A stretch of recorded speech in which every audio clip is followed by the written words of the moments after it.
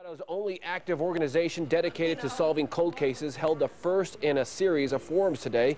Families of homicide victims and missing persons held the forum to raise awareness and bring together the victims' families with members of law enforcement and the public. Solving cold cases in Colorado with help from the public. That's the idea behind this forum in Aurora tonight. With an estimated 1,200 unsolved murders somehow connected to Colorado, law enforcement agencies and families of violent crime victims are working to bring these cases back into the public eye.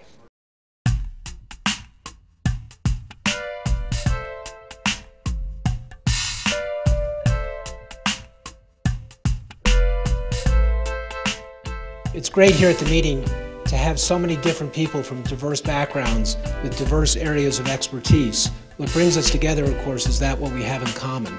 And the richness of this group, that we have people with diverse expertise, diverse experiences, and that out of that we can come up with some ideas, some novel ideas, some stupid ideas, but stuff to debate, stuff to talk about, and be united in what holds us together.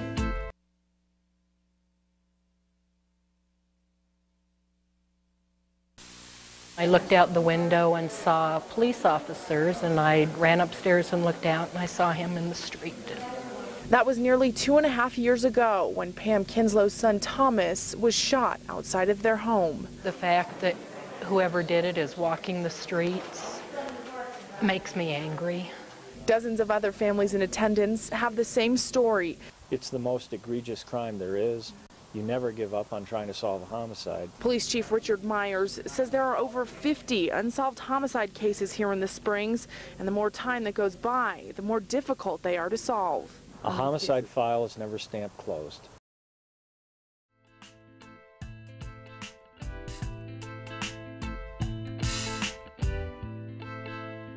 I just want to start with what is forensics.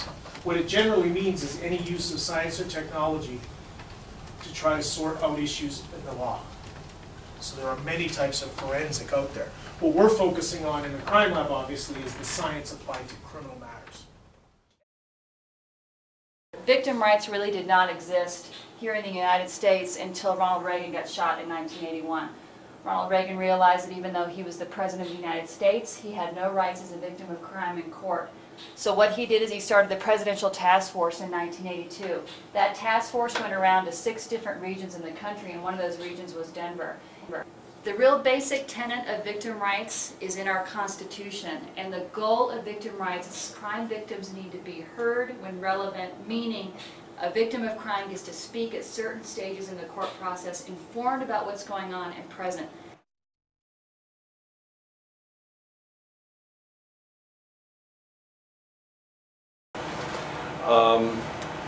Let's see, the role of the coroner's office is really, again, death investigation. Obviously, in a place like Arapahoe County, we have a population of almost 600,000 people, so we have a fairly busy office.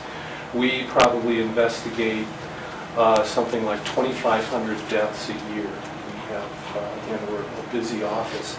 Out of those investigations, we probably do around 500 autopsies a year, and that's what we'll be talking about Our crime a little lab later. is a full-service crime lab. We have, these are the major units. We have also a crime scene unit. I have 21 sworn officers, and I have 21 scientific investigators. I am Dick Sims. I'm with the Aurora Police Department. My name is Bryce Muma. I'm the captain over investigation services for Arapahoe County Sheriff's Office. Joe Bryster, I'm with the El Paso County Sheriff's Office in Colorado Springs. I'm in charge of the Crimes Against Persons Bureau of the Aurora Police Department. I have 25 years of law enforcement experience. I don't ever want this man to get out and do the harm that he did to my sister and to this other woman that was a mother of 3 children. I understand. We're your advocates, believe it or not. We're the only ones that can really help you in this regard, because we're the only ones empowered by law to arrest people. We need folks to, you know, there's the little, we've said it's in all panels, I've said, there's a little part of culture now that says, don't snitch, don't tell the police, don't tell us nothing. That's wrong. I mean, you people know how wrong that is. People know what happened.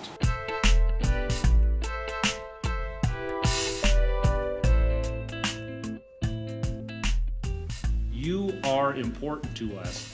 Your case is important to us. We don't close the book on cold cases. It may be a cold case, but it's not a closed case. We've not been able to do very well across the state of Colorado relative to cold case training for law enforcement, partially because there is no funding or there's not adequate funding. And there is a long, long list of training needs that law enforcement and district attorneys' offices have on their agenda that have to be met. And I think we need state help on cold case units. I think we need more state resources in the forensics and chemical labs of this state. I think there's intrinsic value to local law enforcement if there's somewhere statewide information that somebody was killed with a rope in a kitchen in Greeley and somebody was killed with a rope in a kitchen in Durango. We don't have that yet.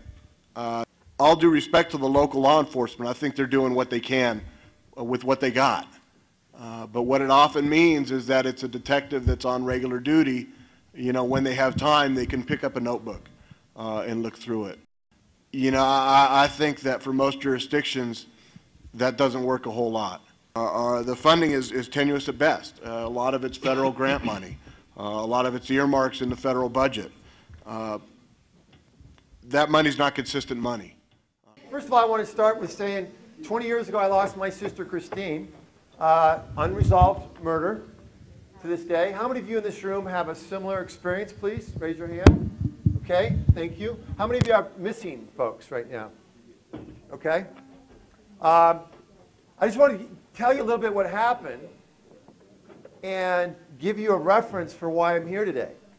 So 20 years ago, my sister was murdered while jogging on a beach in Hawaii. Yeah, they did a study, University of California. 4-year-olds in America laugh 400 times a day. Now guess how many times we laugh a day? Ray, what do you think? 4. Yeah, it's between 4 and 10. It's 7. Yeah, there you go. There's 1. So you're 25% there, Ken. Way to go, buddy. So here we are. These little kids come out, and it blows me away that these 4-year-olds are laughing 400 times a day. Then we grow up, and we're laughing like 7 times a day at best. So what does that say? That we had this laughter, and then we lost it, right? And what does it say? That we had the honesty, the emotional honesty, and then we kind of lost it too. Well, sometimes when I go and work with these folks, it's just to get them to laugh at themselves. Don't take yourself so damn seriously. Like we as adults, we start taking ourselves seriously sometimes instead of the issue at hand. Now I love this group because we're talking about how can we take, solving these crimes, these murders, how do we take this seriously? But the trick is, folks, how do we not take ourselves too seriously? Do you know what I'm saying? State Representative Joe Rice. Great. So you authored a bill in this past legislative session that was signed by the governor into law that would establish a cold case unit in the CBI. Can you tell me a little bit just about how that came to be, what your experience was? Well, I think it's a good start, and it does something meaningful that will hopefully empower victims' family members as well as lead to some unsolved resolution of some of these unsolved cases that we have far too. Where do you start first? What things can we implement? How soon? And we look, frankly, to the people that are directly affected by this, as well as law enforcement and the DAs, to sit down together and come up with specific steps that can be addressed, and then we can certainly go and look for what needs to be done to implement that, whether that's law changes, organizational changes, or resources. Right. And at the end of the day, there are always many, many more needs than there are funds available to make those particular needs happen. So I think the next step that we need to take is some effort to bring forward a very meaningful cold case investigation training protocol for the law enforcement officers of the state of Colorado. Those connections led to Howard and I discussing with other members of Fohvamp what the state could do to address the growing number of unsolved homicides. And ultimately the result of that was this bill that did establish, as you mentioned, the first dedicated cold case team in the Colorado Bureau of Investigations. And not only do you have the cold case team, but you have now a process by which victims' family members can request the status of a case and can request the assistance of the Colorado Bureau of Investigations in looking at the unsolved homicides, as well as it creates a task force of district attorneys, law enforcement, as well as victims' family members to review cold case procedures and see what else we can be doing to get these cases brought to justice.